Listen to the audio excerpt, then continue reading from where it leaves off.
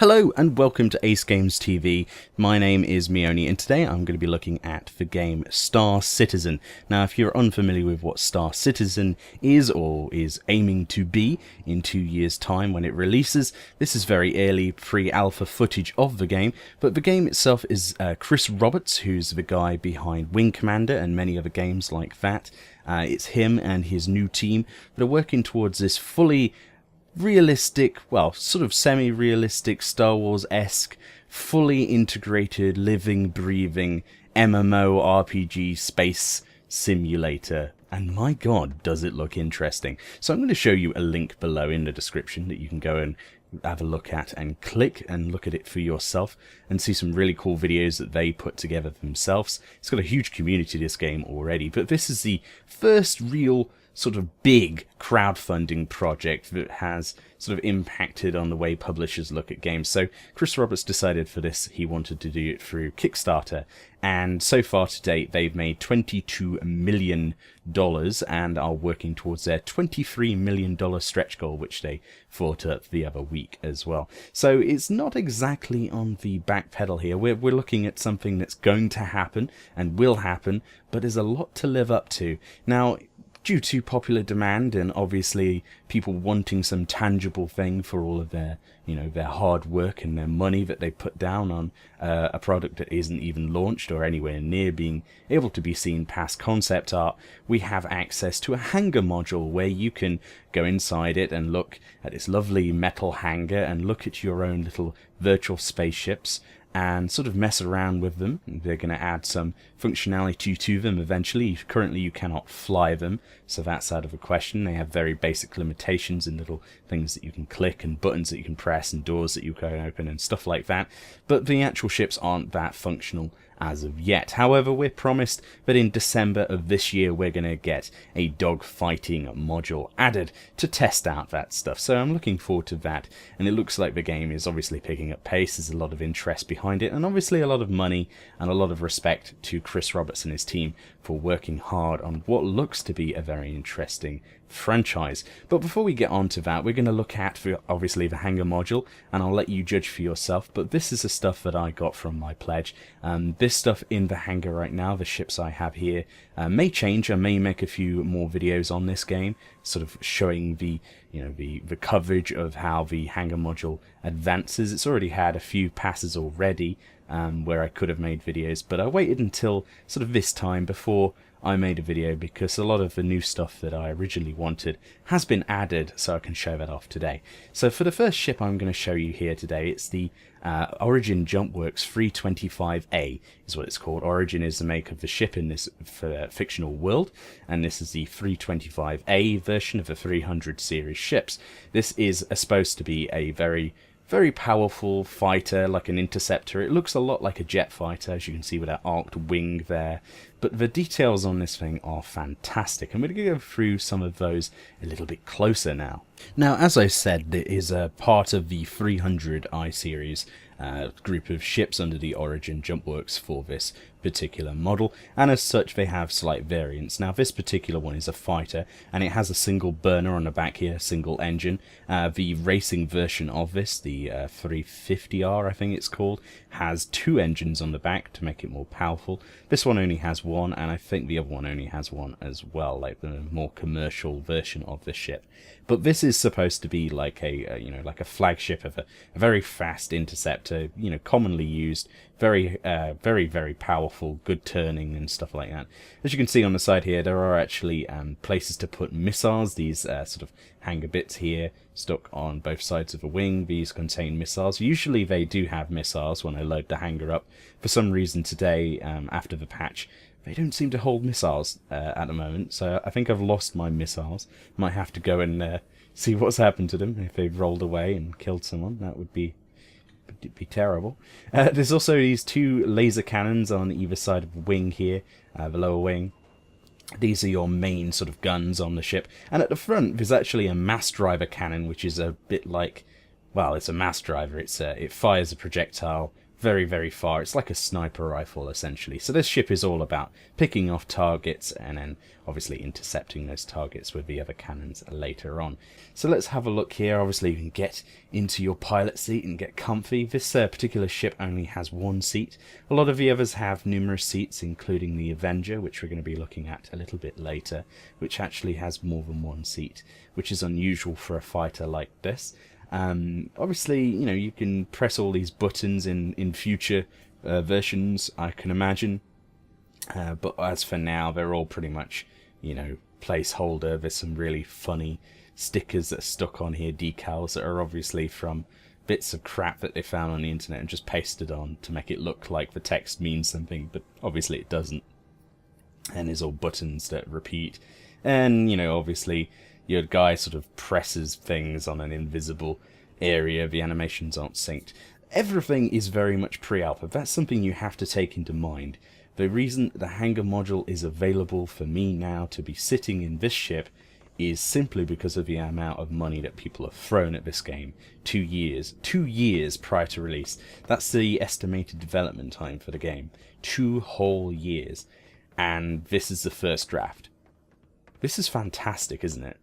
Just as like a little Hangar module. Now obviously, you know, I can't tell what the game's going to be like, but if they put this amount of detail and they live up to at least, I don't know, 1/10 of the hype surrounding it, it will be the best MMO space game ever made.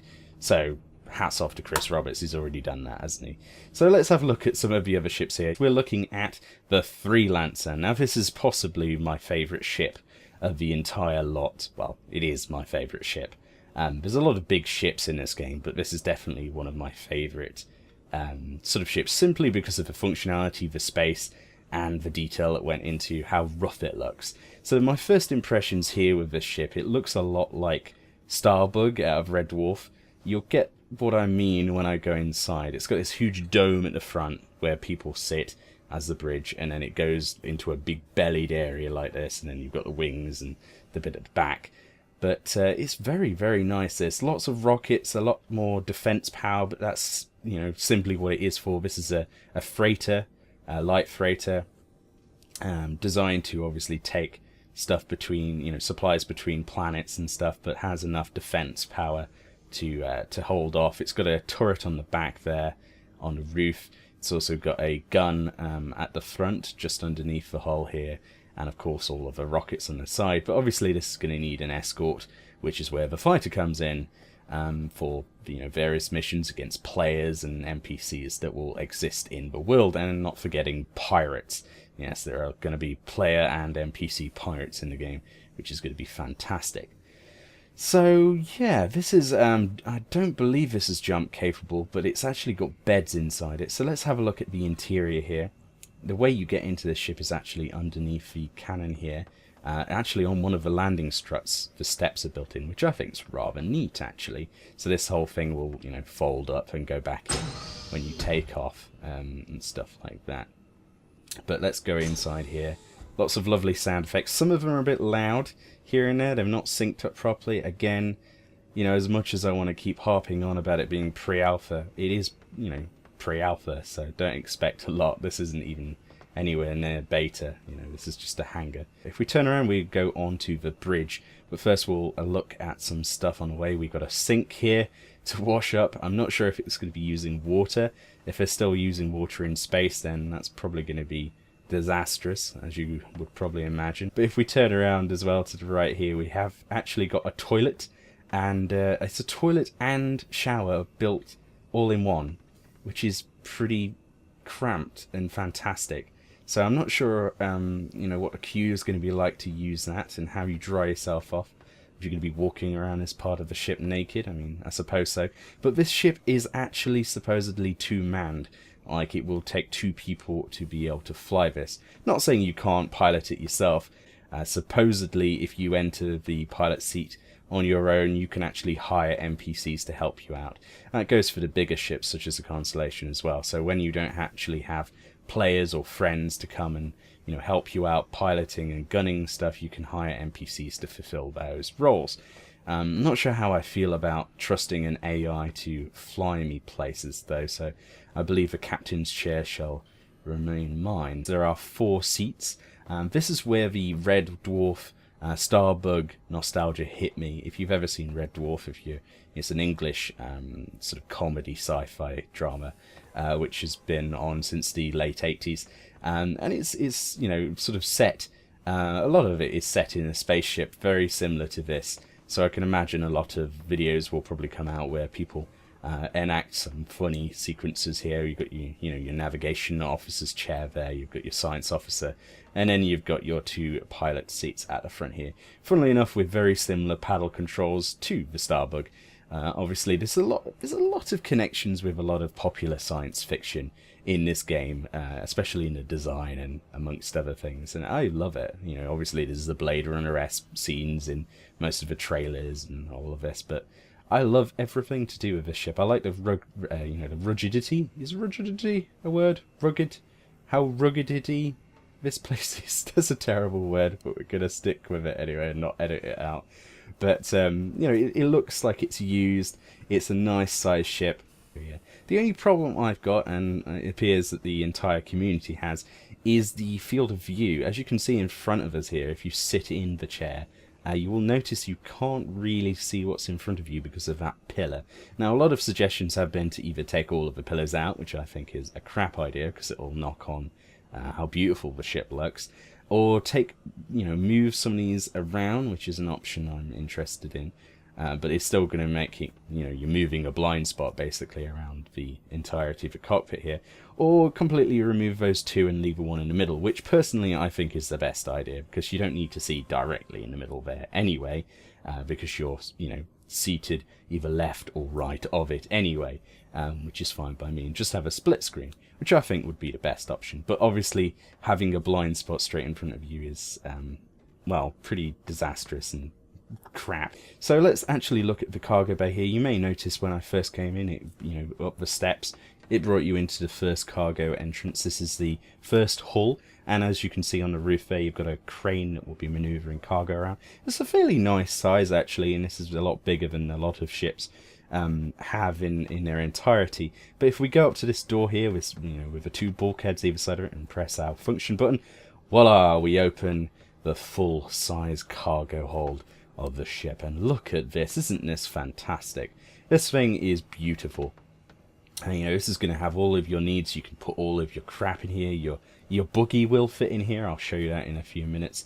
And many other things. You can imagine this is going to be the all-purpose sort of ship, the Han Solo Millennium Falcon style all-purpose freighter for all of your shipping needs. But if we go over here and press F, we get deafened by the sound of the hydraulics as the rear door opens, and then the extra bit of the door folds out as well, leading a very nice smooth ramp.